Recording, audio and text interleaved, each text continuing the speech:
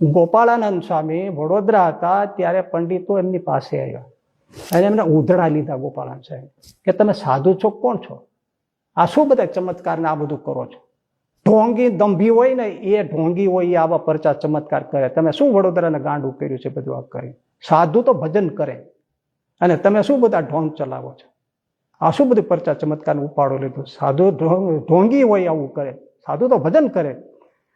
ગોપાળાનંદ સ્વામી કે આ સિદ્ધિઓ જે છે, સિદ્ધિઓ અષ્ટધા સિદ્ધિઓ બધી 9 એ અષ્ટધા સિદ્ધિ એ વાત સાચી કે ખોટી?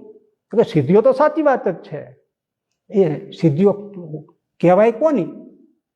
એ તો ભગવાનની સિદ્ધિઓ કહેવાય.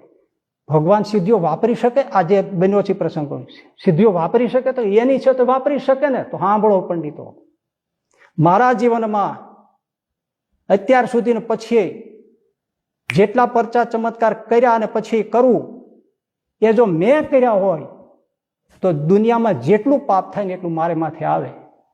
આ બધા પરચા ચમત્કાર ભગવાન સ્વામિનારાયણ મારા દ્વારા કરાવે છે. તોય એ ગોપાળાનંદ સાહેબ એમ ધ્યાન કરાવ્યું, મારે આ કેવું આટલું ઢાંકીને વર્તે છે તો એને ધ્યાન કરાવ્યું. આમ જો કરાતું હોય તો શું કામ ન કરાવે?